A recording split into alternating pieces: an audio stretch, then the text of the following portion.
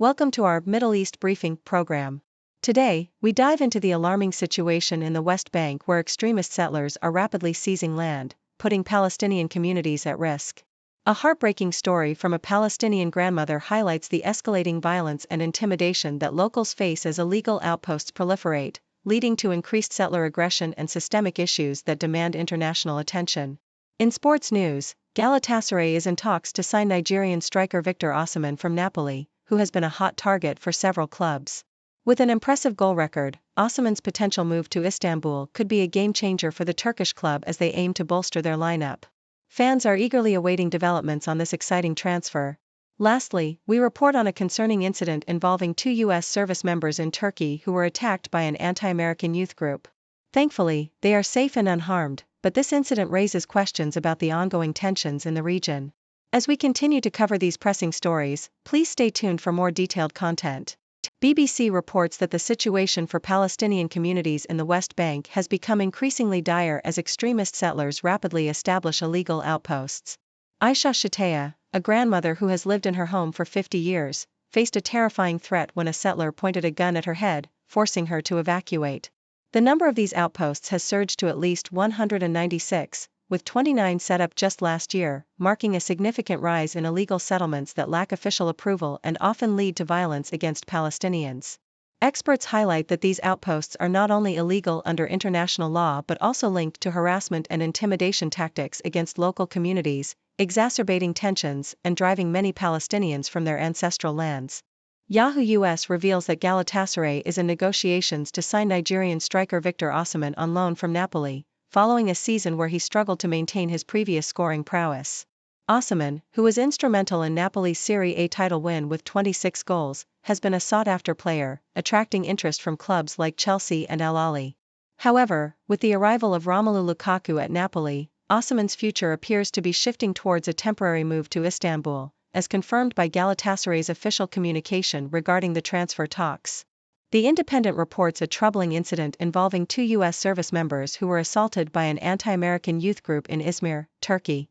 The attack occurred while the USS Wasp was docked for a scheduled port visit, highlighting the complexities of U.S.-Turkey relations amidst rising nationalist sentiments. The Turkish Youth Union, TGB, known for its anti-imperialist stance, was responsible for the attack, which was quickly addressed by local authorities who apprehended the suspects. Fortunately, the service members were unharmed, but this incident echoes a similar attack on U.S. sailors in Istanbul nearly a decade ago, illustrating ongoing tensions that can flare up during military visits.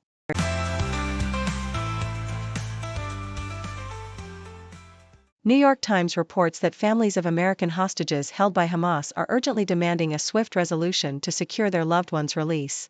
Adi Alexander, whose son Eden has been captive for nearly 11 months, expressed frustration with Israeli Prime Minister Benjamin Netanyahu's lack of urgency, stating, "It has to happen right now."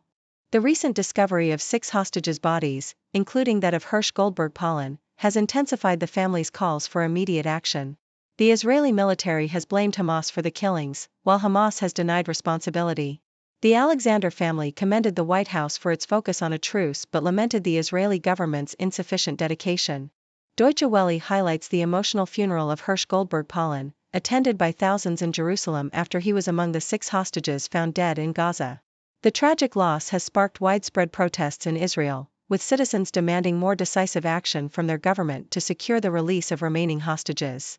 Netanyahu has publicly asked the families for forgiveness, emphasizing the strategic importance of the Philadelphia corridor in negotiations, yet many protesters express anger at the government's perceived failures.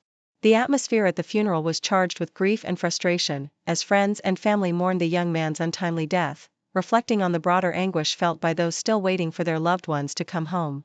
Deutsche Welle also reports on the growing unrest in Israel as mass protests erupted following the confirmation of the hostages' deaths. Demonstrators criticized Netanyahu's government for prioritizing military operations over the lives of hostages, with many calling for an immediate ceasefire with Hamas. The Histadrut Union initiated a general strike to pressure the government into action, emphasizing that the delay in negotiations has cost lives. As the Israeli public's frustration mounts, the situation remains tense, with calls for accountability and urgent measures to secure the release of the remaining hostages, amidst a backdrop of escalating violence and humanitarian crises in Gaza.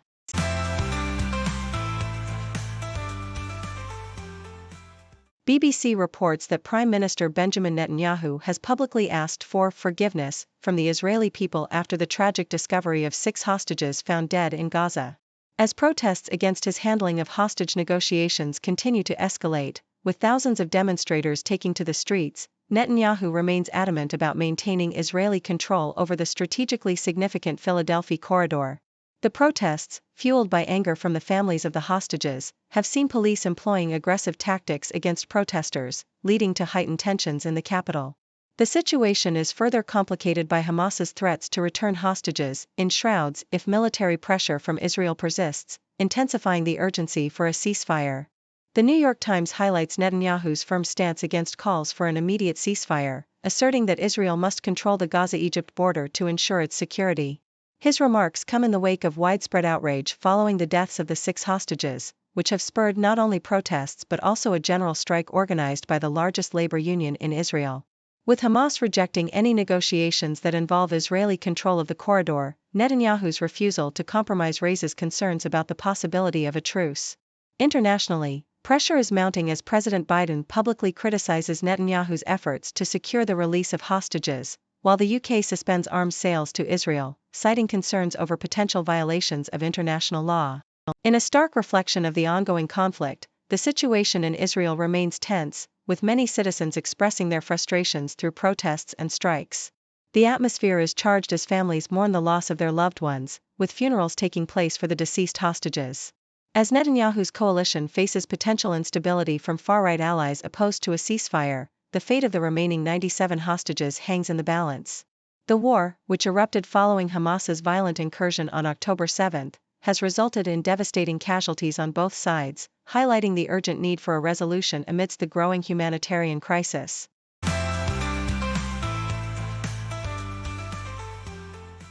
Al Jazeera reports that Hamas has issued a stark warning regarding the fate of captives held in Gaza, stating they will return to Israel in coffins if Israeli military operations persist. The spokesperson for Hamas's armed wing, Abu Obaida, emphasized that the Israeli government's reliance on military pressure rather than negotiating a prisoner exchange puts the lives of the captives at risk. This statement follows the recovery of 6 captives' bodies, which Hamas claims were killed in Israeli airstrikes, while Israeli Prime Minister Netanyahu expressed regret for not being able to bring them back alive. Protests erupted in Israel, fueled by public anger over the perceived failure of Netanyahu's government to secure a ceasefire, with political analysts suggesting that Netanyahu's focus on his political survival overshadows the urgency of the hostage situation. U.S. President Biden criticized Netanyahu's efforts to negotiate a deal, indicating a lack of progress despite months of mediation by the U.S., Qatar, and Egypt. The ongoing conflict raises questions about the priorities of Israeli leadership and the dire consequences for those held captive. Thank you for tuning in.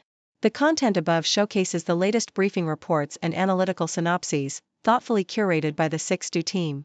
These insights stem from a wide array of reputable media outlets, think tanks, government sources, and specialized experts worldwide. We encourage you to explore these sources for a comprehensive perspective. Keep in mind that while the content may not always align with the official standpoint of 6Do Brief, it's not meant to be taken as absolute directives for decision-making. Comprising seasoned media professionals, learned scholars, and accomplished scientists, the 6Do team embodies a trailblazing, fully independent media entity.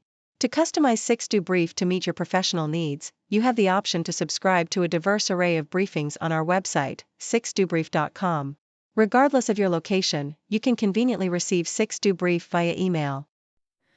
Morning sunlight on the street, city whispers soft and sweet, faces mix in daily grind, every story intertwined, cultures blend like colors bright, languages in the silent night, on the table stories told, food and feast upon so bold, people living day by day, in the heart they find their way, sharing moments, voices sing, in this world of everything. Society